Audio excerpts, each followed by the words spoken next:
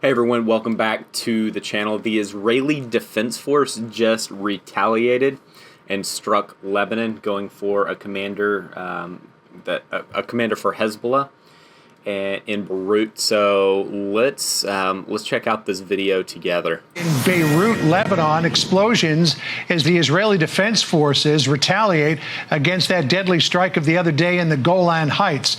Our Trey Yingst is live for us in Jerusalem. He's got the latest. Who was targeted here, Trey?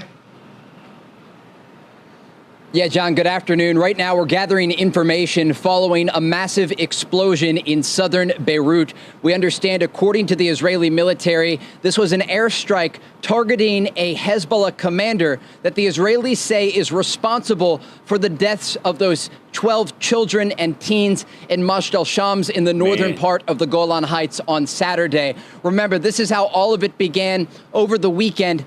That Iran-made rocket slamming into a soccer field and killing 12 young souls. The Israelis promising that they would respond, and it appears this is the response. Currently, there are no fresh instructions for Israeli civilians amid a possible retaliation by Hezbollah following this strike in the suburbs of Beirut.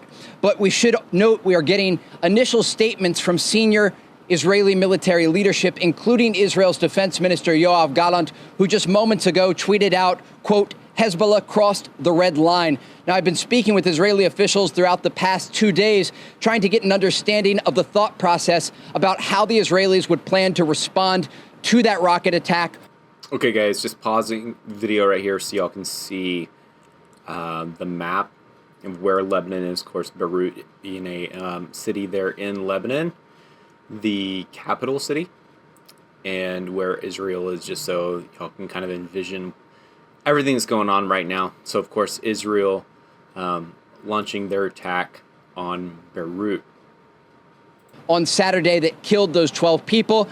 The top officials we were talking with explained that both the prime minister and the defense minister traveled to the northern part of the Golan Heights in this Druze village of a population of about 11,000 people. And when those two top leaders were there, it was a very emotional moment for them. They mourned with the community of Druze individuals. This is an area that is controlled by Israel, but is not formally part of Israeli territory under international law.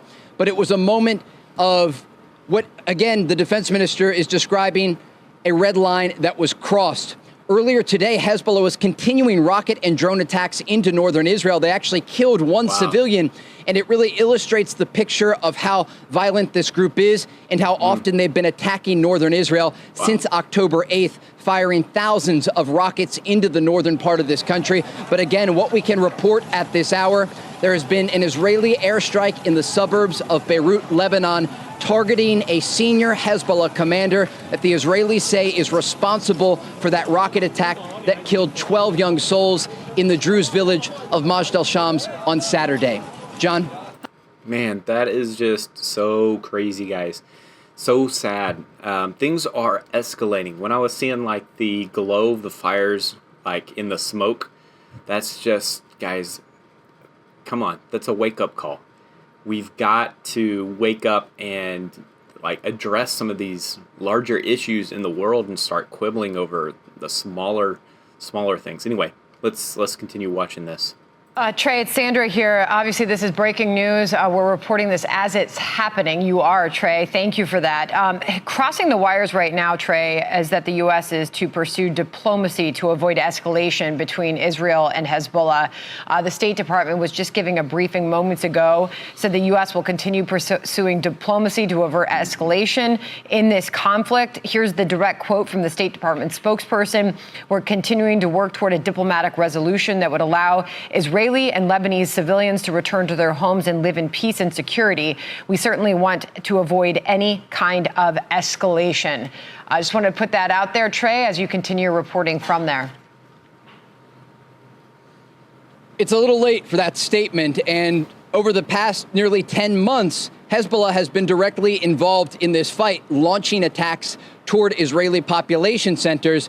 And they've even expanded those attacks all along the border between Israel and Lebanon. The Israelis have warned time and time again, if these attacks lead to the deaths of civilians, they will respond accordingly. I mean, what else We're are you gonna currently do? in uncharted territory because Hassan Nasrallah, the leader of the Iran-backed group Hezbollah, in the past has threatened to target Tel Aviv, the city that we're currently in, if the Israelis target Beirut. Again, the defense minister in Israel tonight saying that Hezbollah crossed a red line by targeting those civilians in Majd al-Shams over the weekend. And now the question is whether or not Hezbollah will respond and make good on those threats. We should put all of this into context, though, in the larger efforts by the Americans to try and de-escalate the situation along the northern border. As we speak, there are tens of thousands of Israelis who are internally displaced. They are living in hotels in cities like Tel Aviv and Jerusalem. They are displaced from their homes as a result of anti-tank guided missile attacks along the border and that continuous rocket fire being launched by Hezbollah from southern Lebanon. In addition to that, you have the American efforts underway. Amos Hochstein, a top advisor to President Biden, has been shuttling messages back and forth between Washington and Beirut, trying to de-escalate the situation, understanding that there are no direct conversations taking place between Hezbollah and the Israelis. We should note here, according to all of the reporting that we've done on the ground, Israeli officials have expressed concern and a lack of confidence in that American-led process to de-escalate the situation along the border. They understand that not only are people displaced from their homes, but now the death toll is rising, not just among civilians, but also among soldiers that are operating along the border. And so we've been speaking with military officials over the past several weeks, even before that rocket attack that targeted Majd al-Shams, to try and understand if and when there would be an Israeli operation into Lebanon. But I take you back to 2006, the Second Lebanon War, the devastation to Lebanon as a country and to Beirut as a capital was so significant that Hassan Nasrallah, the leader of Hezbollah, said if he knew that, he would have never attacked Israel. And so the question tonight is whether or not Hezbollah will respond to this strike in Beirut, Lebanon, that according to the Israelis has taken out a senior Hezbollah commander responsible for the deaths of those 12 young Druze civilians over the weekend. Oh man, guys, I'm telling you, like, I understand that, you know, everyone wants de-escalation, right? Like, you don't want the war to continue, you don't want the fighting to continue, and that is what Biden's administration is trying to push, is this narrative of de-escalation. But, guys, if you've got a country that's on your border launching missiles at you, launching drones at you, you can't even live in your house because you're too close you're literally inside your country, right? But you're too close to the enemy, so you got to move inland so that you can live in a motel while they sort it out. I'm sorry, guys, but Israel needs to get in there, take out the threat actors, and eliminate the issue. Whatever they've got to do. I'm not saying that we need to escalate the problem, that we need to do that. They need to go in and surgically remove the cancer that is in that territory, and then that way people can go back to their normal lives. Because it is crossed a line. They crossed a line the first time they launched something into the... I mean, think about what America would do, right? If someone launched something, one of our neighbors launched something into our territory, no, it's not happening, right? Come on, we need to support Israel here because they're being attacked, and we need to support them with what they need so that they can retaliate and so that they can remove the threat actors. Anyway, guys, let me know your thoughts, guys, because, you know, even if you have a different opinion, hit me up in the comments. I want to hear the other perspectives, or if you think that that's a good idea, let me know that as well. Leave a like, guys, on the video if you want more videos like this. Subscribe to the channel.